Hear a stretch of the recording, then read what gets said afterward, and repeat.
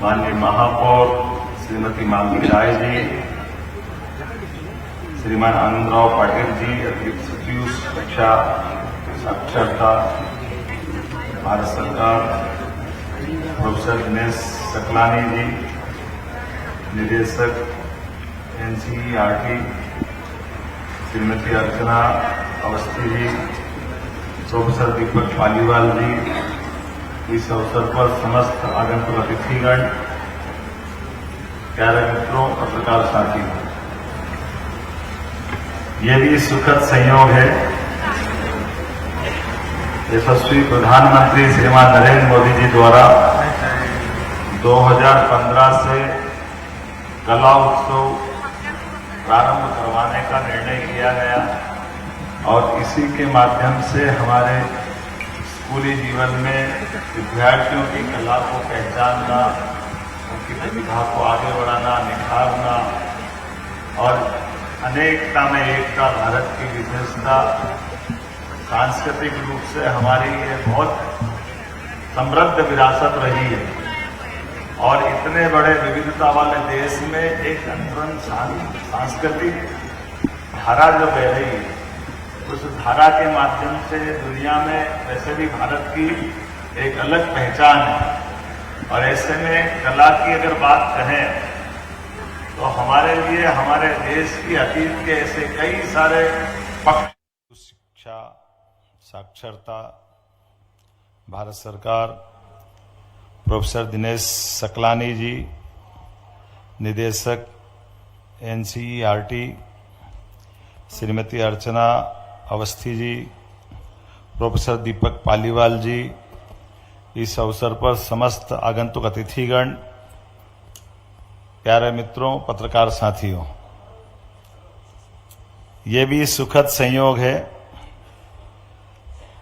यशस्वी प्रधानमंत्री श्रीमान नरेंद्र मोदी जी द्वारा 2015 से कला उत्सव प्रारंभ करवाने का निर्णय किया गया और इसी के माध्यम से हमारे स्कूली जीवन में विद्यार्थियों की कला को पहचानना, उनकी प्रतिभा को आगे बढ़ाना, निखारना और अनेकता में एकता भारत की विशेषता, सांस्कृतिक रूप से हमारी ये बहुत समृद्ध विरासत रही है और इतने बड़े विविधता वाले देश में एक अंतरंग सांस्कृतिक धारा जो बह रही है, उस धारा के माध्यम से दुनिया में वैसे भी भारत की एक अलग पहचान है और ऐसे में कला की अगर बात कहें तो हमारे लिए हमारे देश की अतीत के ऐसे कई सारे पक्ष है जिसको हम देखेंगे तो हमको अपने उस बात को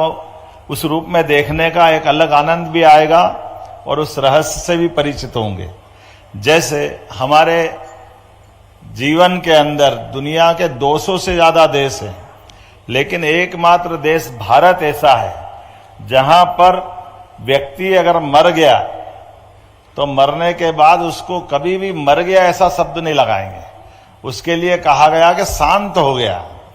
शांत होने का मतलब ही है कि उसके 7 स्वर जैसे हमारे स्वर संगीत के भी होते हैं अपने शरीर के अंदर, जैसे वैदिक वाक्य यत पिंडे तत् ब्रह्मांडे, जहां हमारे प्राण नदी पहाड़ पर्वत पूरी प्रकृति में एक समान है और जैसा हमारा पिंड है ऐसा ही हमारा ब्रह्मांड है।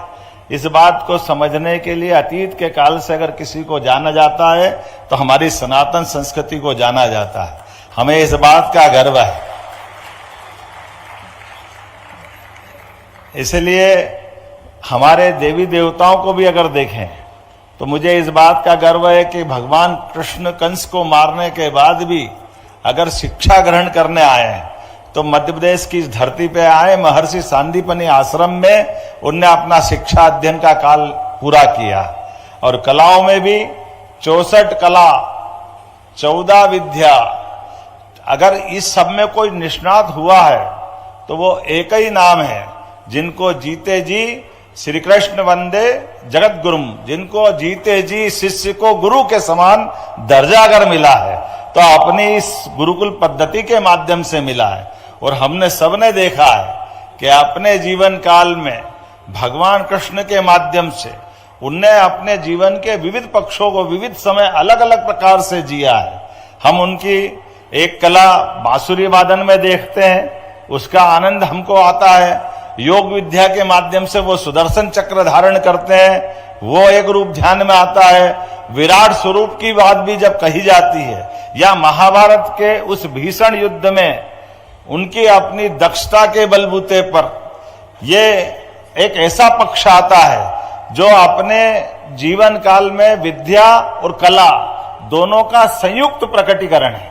वो संयुक्त प्रकटीकरण कैसा है, हम सब जानते हैं कि भगवान कृष्ण ने एक बार जो आया है उसको जाना है, और आने के जाने के क्रम में हमारे बीच प्रत्येक जिंदगी का एक एक लम्हा, एक एक समय उतना ही महत्व का है हमारे लिए।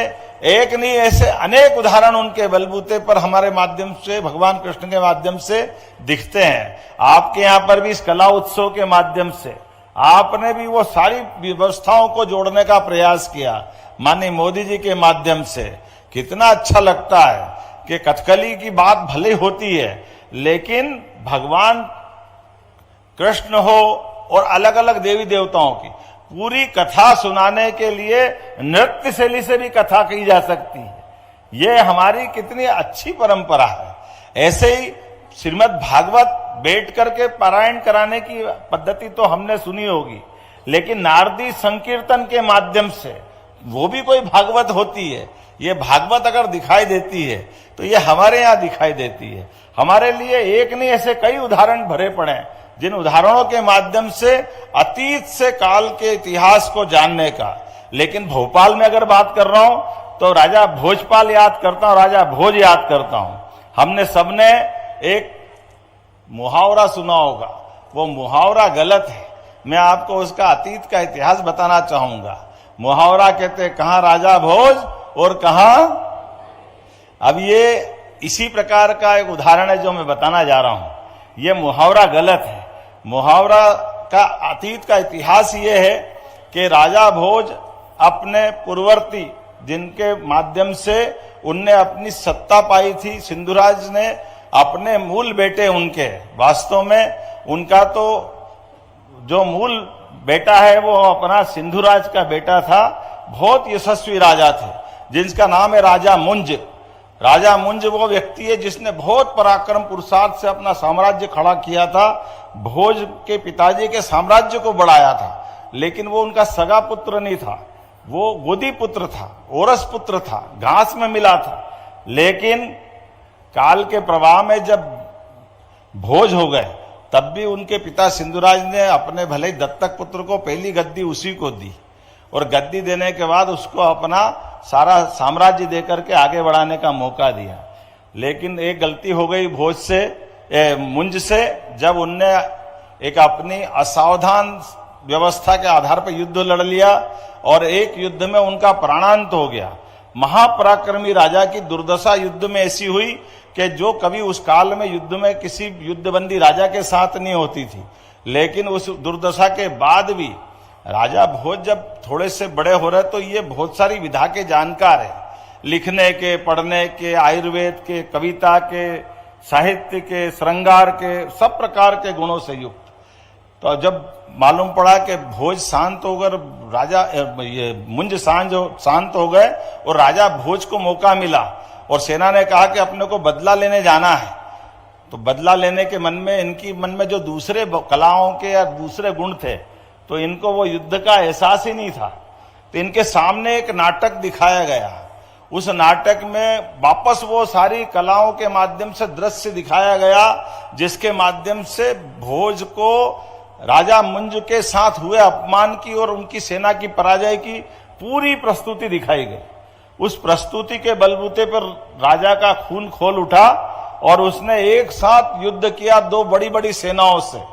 एक उस समय के राजा हमारे बीच, जैसे एक गांगे और तेलप, दो राज्य थे अलग अलग, गांगे तेलप, और राजा ने एक साथ युद्ध में दोनों को हराया भोज ने।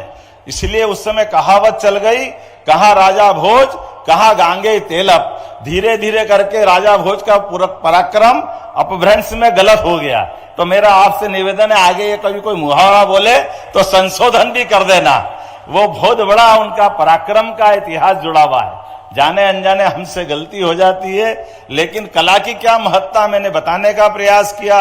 एक नहीं सैकड़ों उदाहरण है, हम सब उन कई सारी बातों को सीख सकते हैं। इतना गौरवशाली हमारा अतीत है। आज कलाकारों के माध्यम से एक बार फिर हमारे यशस्वी प्रधानमंत्री का अभिनंदन करें। श्रीमान नरेंद्र मोदी जी का जो कितने प्रकार से काम कर रहे हैं, जोरदार अभिनंदन करें माननीय मोदी जी का, जिनके माध्यम से मैंने 64 कला वाले भगवान कृष्ण को याद किया है। लेकिन ये बहुत सारे बाल कृष्ण अपने अपने जीवन में, जीवन के महाभारत में अपनी बड़ी भूमिका अदा करेंगे। अपनी कला कौशल के माध्यम से देश को, प्रदेश को अपनी प्रतिभा से परिचित भी कराएंगे। ये मेरी शुभकामना है। मेरी अपनी ओर से पुनः मध्य प्रदेश सरकार की ओर से आपका स्वागत, वंदन, अभिनंदन। एक बार फिर पूरे आयोजन के लिए भारत सरकार को बधाई देता हूं। बहुत बहुत धन्यवाद।